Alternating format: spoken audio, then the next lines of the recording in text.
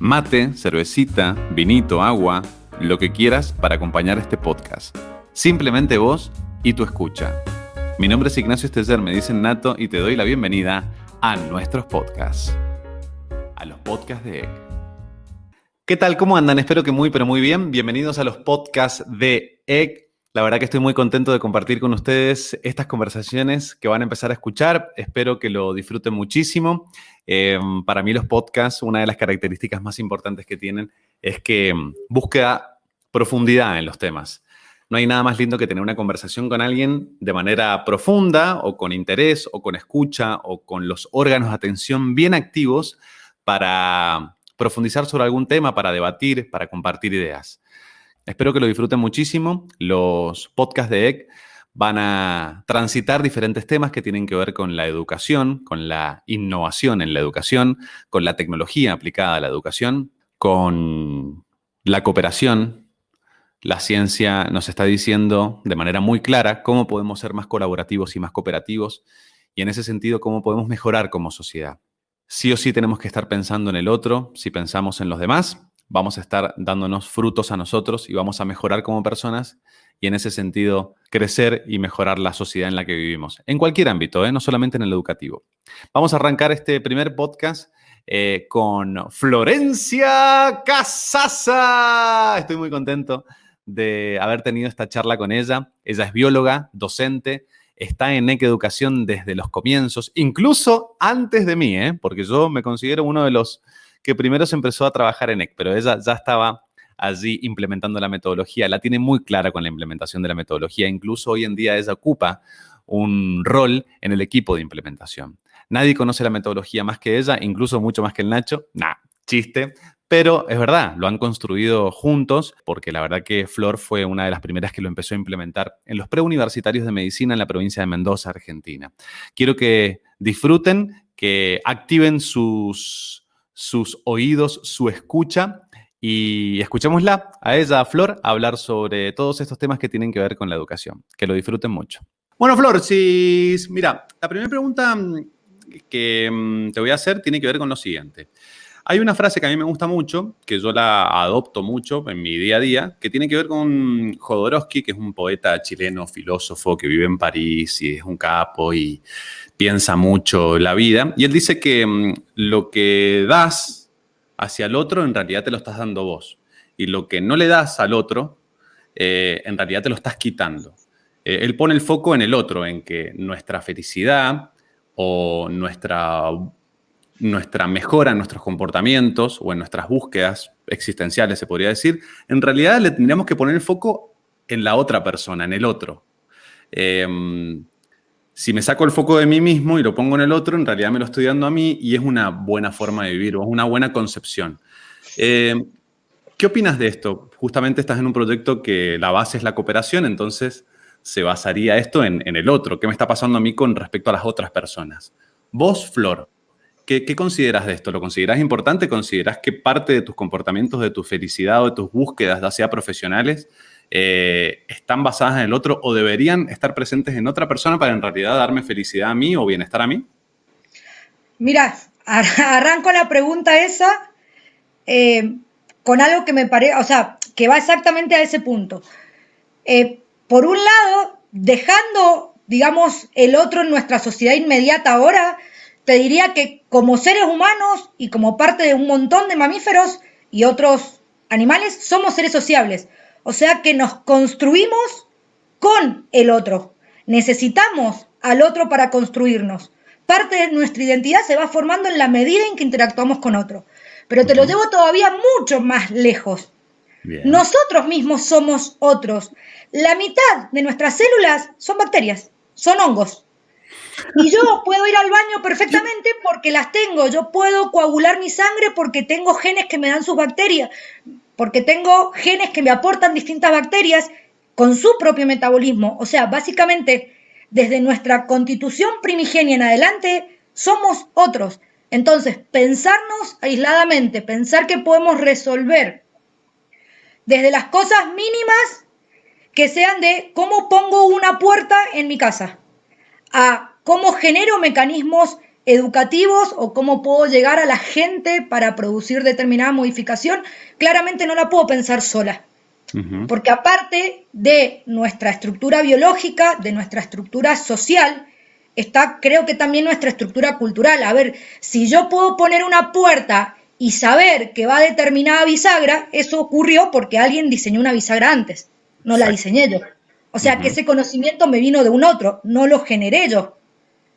Claramente no podemos abarcar la cantidad de información que necesitamos cada día para trabajar. Entonces, sí, claramente creo que es fundamental ese otro y empezar a pensarnos desde el lugar del otro también, sin abandonar nuestra individualidad. Absolutamente, nuestra esencia. Y si esto lo llevamos a la construcción de conocimiento, te lo anclo esto un poquito más en el ámbito educativo. Hablamos mucho de que somos más que la suma de las partes y que dentro de la innovación educativa tenemos que pensar en construcción de conocimiento entre personas, entre estudiantes. ¿Lo ratificás a esto, que somos más que la suma de las partes? ¿Construimos cosas nuevas a partir de seres individuales que se juntan para trabajar en equipo o para construir conocimiento a partir de una dinámica de estudio? Mira, eso que decís, desde miles de lados distintos te podría dar ejemplos, voy a ponerte algunos nomás como para abordarlo de algún lugar. ¿Qué me pasa, por ejemplo, a mí con los chicos? Te dicen, bueno, pero yo puedo estudiar, si me das un libro, yo lo estudio y listo. Nuestro cerebro es un cerebro vago. No le gusta mucho salirse de su zona de confort. Entonces, cuando vos lees algo, lo subrayaste en el libro, lo resaltaste, genial. Entonces vos le decías, anda a volver a leer porque te está faltando información. Y él va a hacer un esfuerzo de la voluntad, pero va a volver a leer lo mismo. Ese es un mecanismo neurológico básico que forma parte de todos nosotros. Somos cómodos cerebralmente. Claro. Entonces, ¿en qué medida participa, por ejemplo, en ese pequeño ejemplo, el otro? En que cuando él pudo leer de esa frase otra cosa, o la leyó bajo un paradigma diferente, desde conocimientos diferentes, de pronto hace que yo me mueva y que mi cerebro, que estaba instalado en una frase, en una idea, vea que hay otra realidad o que vea que hay otra forma de interpretar esa realidad. Y esa mirada nos las devuelve el otro.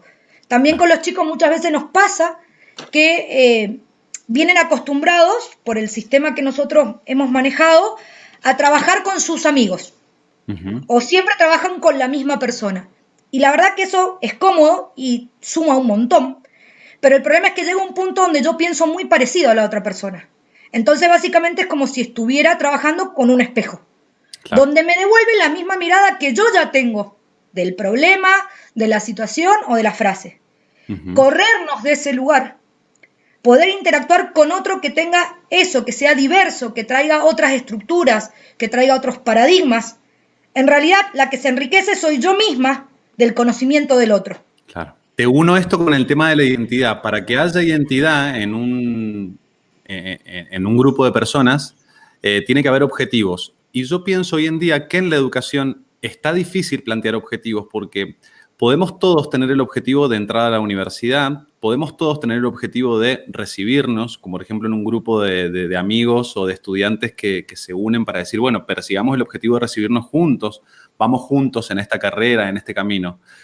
Pero se termina diluyendo de alguna manera. La pregunta concreta es, ¿cómo se pueden revalorizar o setear objetivos nuevos como para que verdaderamente impulsen a esos estudiantes?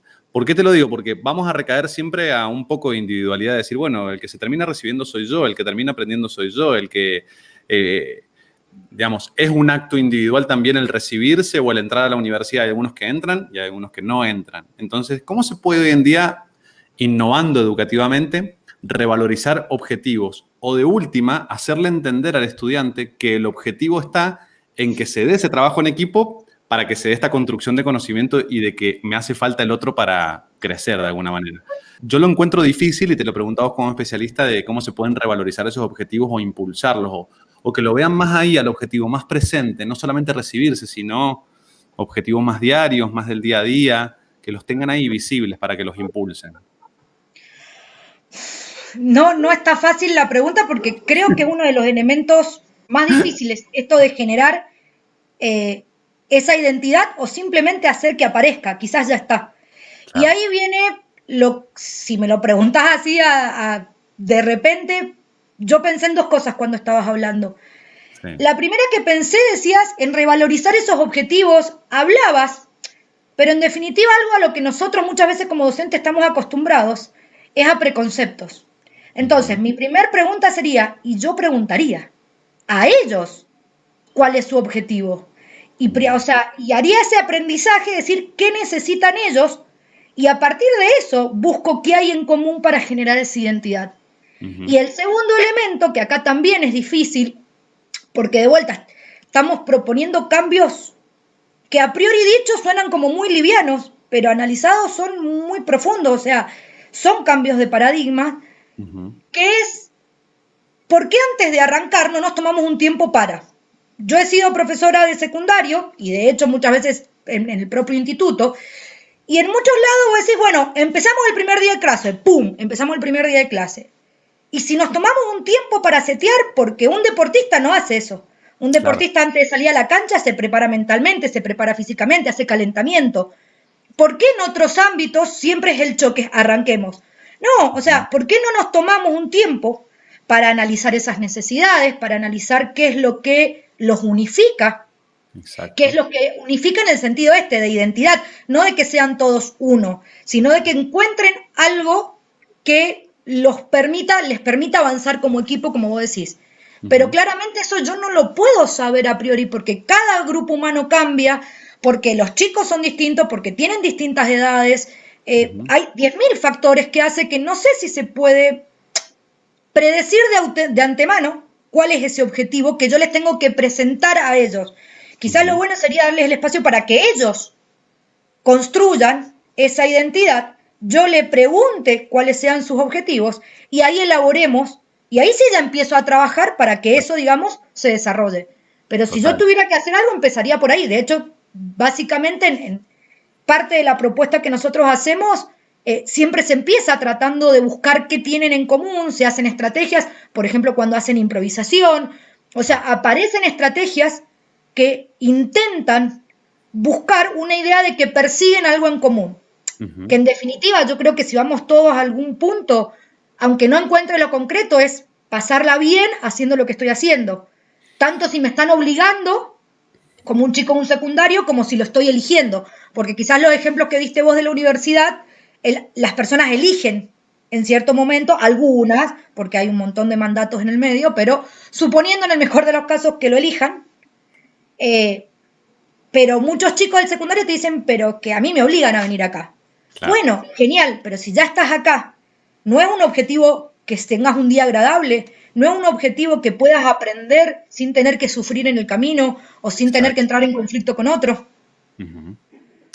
Flor, ¿se aprovecha hoy la diversidad como motor para que se innove de manera educativa o para que los estudiantes se desarrollen mejor en sus dinámicas de estudio? ¿Qué quiero decir con esto? Somos todos diversos, ya lo sabemos, y si nos juntan, de alguna manera, esa diversidad puede potenciarnos, pero da la impresión que no se hace nada más, digamos, o tiene que venir una tecnología o tiene que venir ciertas reglas para que detecten esa diversidad. Yo tengo diferente edad, yo soy hombre, yo soy mujer, yo tengo diferente clase social, yo estudié tal cosa, yo tengo esta base, yo no fui al colegio. ¿Se aprovecha la diversidad? ¿Hay algo innovador para aprovechar la diversidad ya sabiendo que potencia el conocimiento? Si yo me junto con alguien diferente a mí, algo bueno va a surgir por nuestros estadios, por nuestras formas, por nuestra condición natural de cómo nos movemos, cómo nos expresamos. ¿Se aprovecha, no se aprovecha? ¿Te incomoda también? Porque debe ser difícil también, sin tecnología, aprovechar esa diversidad de los alumnos en un aula o en un ecosistema educativo. Creo que en términos generales se intenta y cada vez más. Hablo en términos de la población en general. Creo que todos somos cada vez más conscientes de que cada persona tiene algo para aportar desde su lugar. Hay gente que lo ve más claramente, hay gente que lo ve menos claramente. Lo que sí podría decir es que más allá de que se intenta, como vos decís, no hay en términos generales mecanismos muy claros que me ayuden a explotar esa diversidad. Sí, yo genero cursos integrados, cursos donde hay chicos con distintas capacidades, como vos decís, hombres, mujeres, distintos géneros, y claramente cada uno suma de su lugar y creo que la mayoría de los profesores y de los docentes lo sabemos. Lo que creo que muchas veces no sabemos cómo manejarlo, simplemente juntamos al azar o juntamos y que sea lo que Dios quiera. Claro. Y sí, claramente ese juntar aleatoriamente al tum-tum genera cierta resistencia. No es fácil salir de la zona de confort, no es fácil salir de esa zona tampoco si nadie se lo explica a la persona que está llevando adelante eso. O sea, yo le digo, sentate con tal persona. ¿Por qué? Y porque se me ocurrió. Bueno, es difícil a alguien responderle que haga algo porque se te ocurrió. Claro. Entonces, bueno, sí, desde acá, a partir de un estudio muy detallado, claramente científico, de esos mecanismos, se establecieron reglas para que justamente poder llevar y, digamos, la diversidad existe. Básicamente lo que estamos haciendo es tratar de ordenarla para darle una lógica, para poder expresárselo, decirle, mirá, estamos proponiendo esto porque hay estudios científicos que dicen que si vos haces esto te vas a sentir a la larga más cómodo, te vas a dar cuenta que podés brillar vos y pueden brillar los demás, que hay espacio para todos. Pero bueno, primero me parece de vuelta importante siempre tratar de poner todo en palabras y darle este marco o alguna herramienta que te permita ordenar esa diversidad. Claramente la tecnología hoy es la respuesta, creo que al 90% de cualquiera de nuestros problemas. Que existe una tecnología que te permita ordenar, que te permita sistematizar. Porque también hay muchas cosas que uno como docente dice, uy, está buenísimo, las quiero aplicar.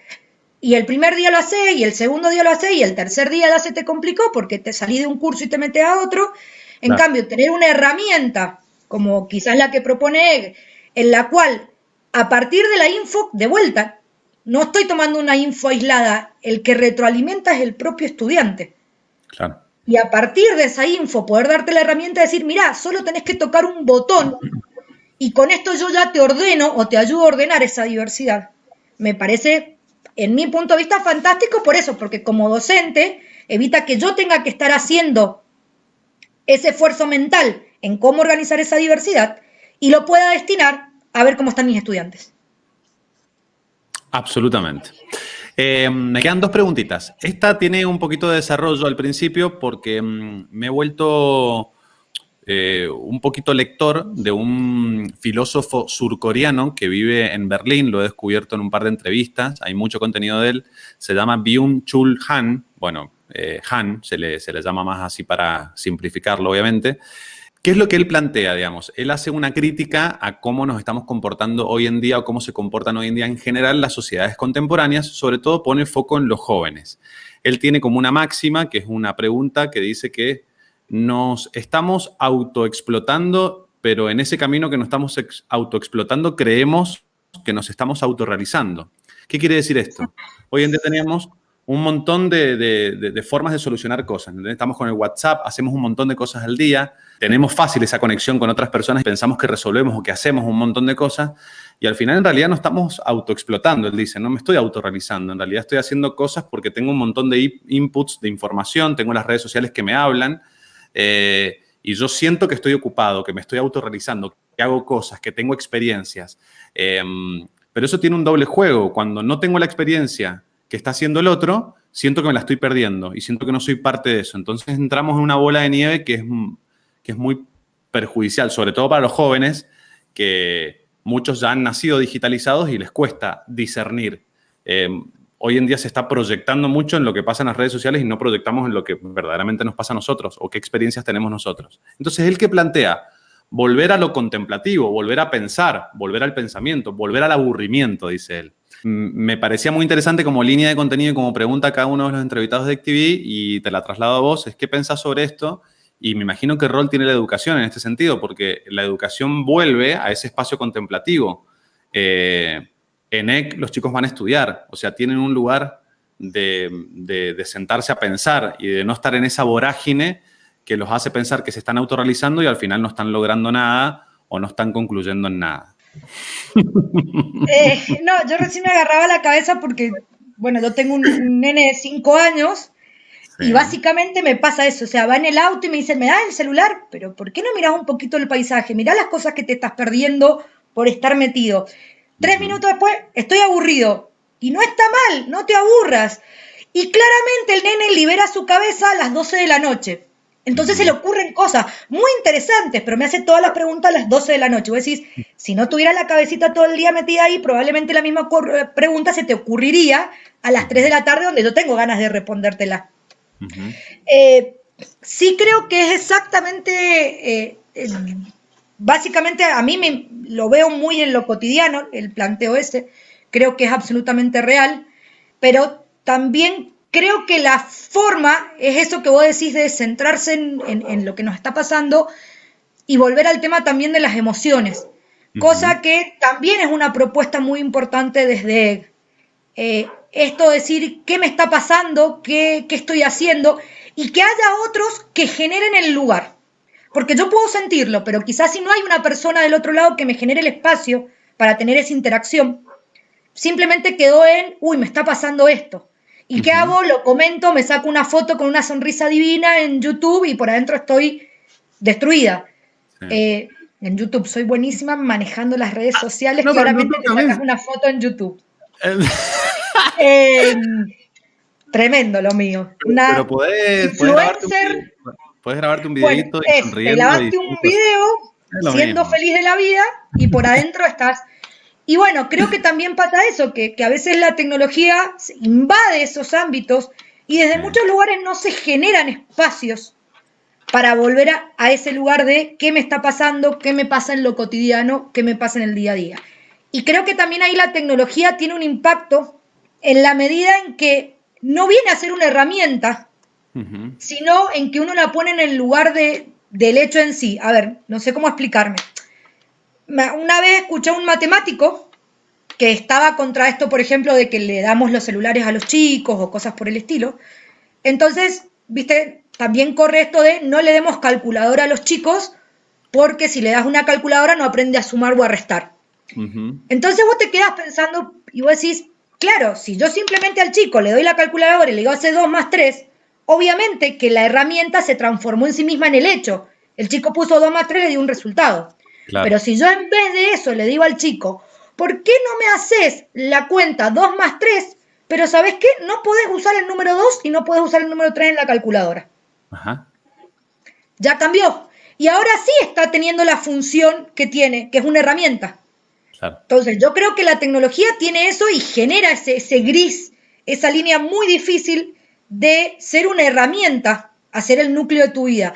Creo que es una línea dificilísima de trabajar, pero creo que se soluciona en parte dando esto desde los centros formadores, entre otras cosas, dando espacios de gestión emocional, por un lado.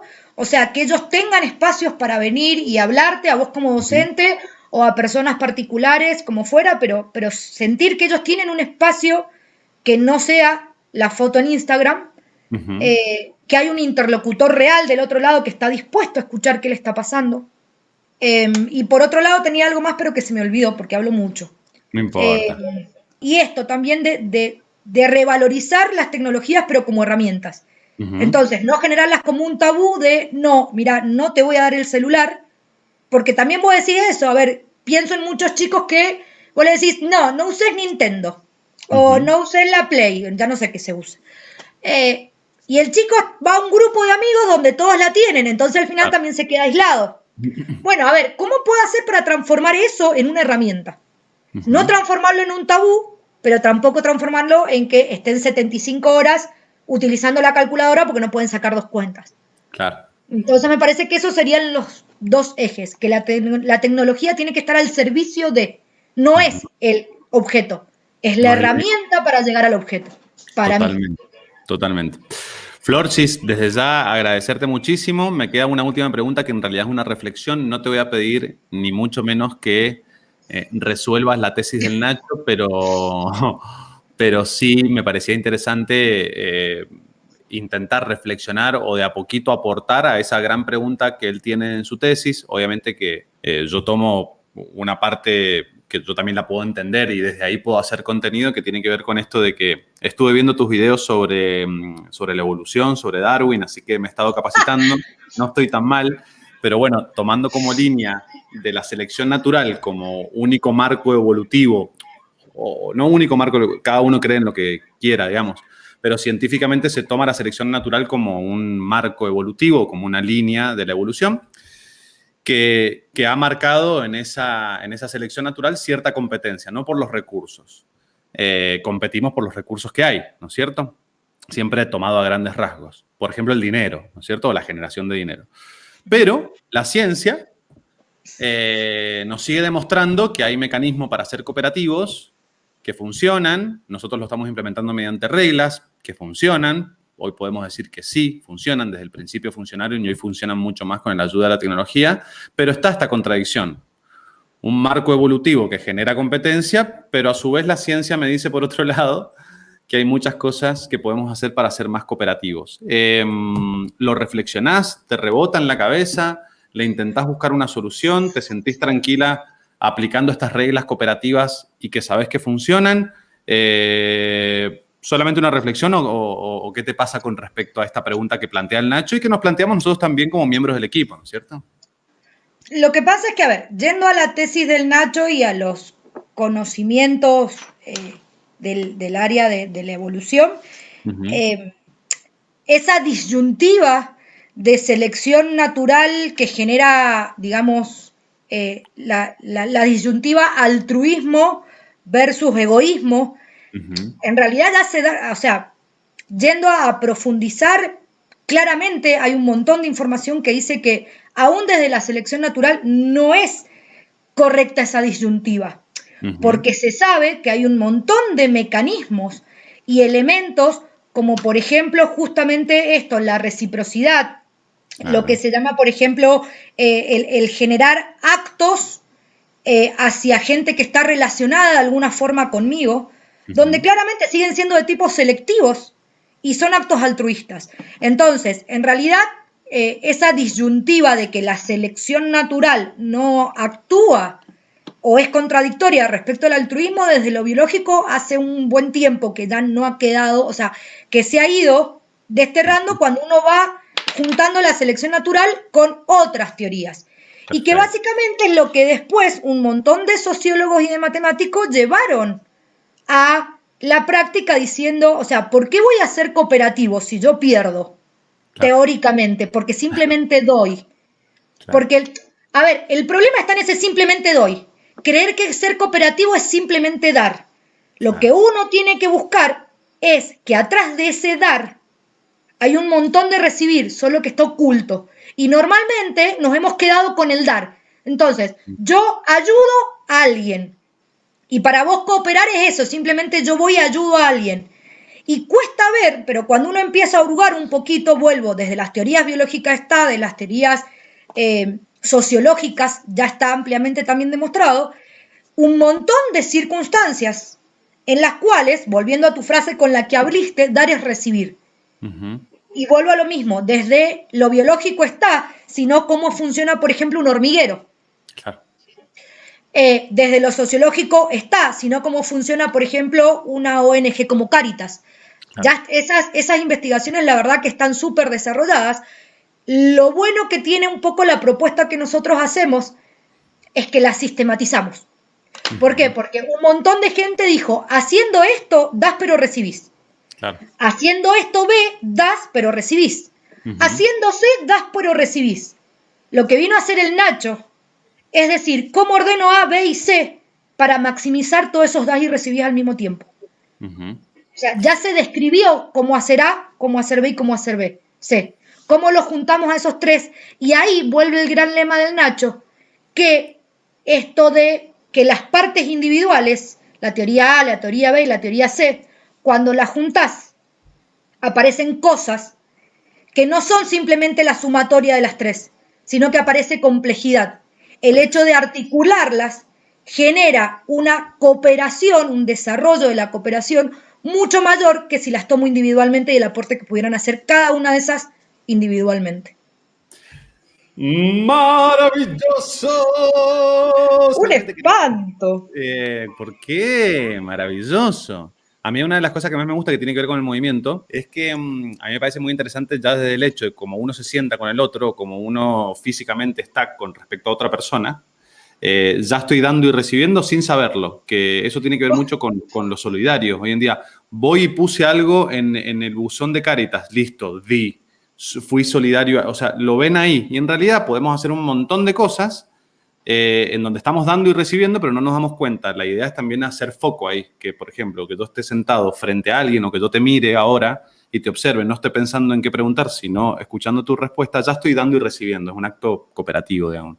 Pero no lo sabemos, solamente pensamos que colaborar es ir y poner, hacer como una acción precisa, ¿no? Que también viene cargado de estamentos o de cuestiones sociales que nos dijeron, eso es colaborar, eso es ser solidario. Y en realidad hoy la matemática, la lógica y un montón de cosas nos dicen cómo tenemos que ser cooperativos, como por ejemplo esto, cómo rotamos, cómo nos sentamos para estudiar, cómo miramos al otro y demás. Y te agrego algo más, la Bien. biología, porque, por ejemplo, hay un montón de estudios que hablan de que actos cooperativos, por ejemplo, liberan endorfinas. Ajá. Entonces, de vuelta, yo no me estoy dando cuenta, no estoy viendo y solo creo que es dar. Y no me doy cuenta cómo eso quizás está regulando mis niveles de glucosa, por ejemplo. Entonces, las cosas no son tan explícitas, la naturaleza no habla en roca, pero claramente cuando uno lo busca está eso de dar es recibir. Desde cuestiones, como te digo, súper básicas, es el hecho de dar algo te regula los niveles de glucosa. ¿Y qué sabes si esa regulación no te evita en 40 años una diabetes? Claro. Entonces, ahí está la complejidad. Ahí está, ahí está. Flor, te agradezco muchísimo, gracias, me encantó la Bueno, charla. Bueno, qué bien, llegamos al final. Espero que hayas disfrutado mucho este podcast. La intención en cada una de las conversaciones que voy teniendo es construir nuevas ideas y conceptos en pos de entender cada vez más cómo podemos ser más colaborativos. O entender a la ciencia que nos está diciendo que hay cosas simples que podemos hacer para fomentar la cooperación. Lo que se construye en cada conversación lo llevo a otra conversación para seguir construyendo sobre eso.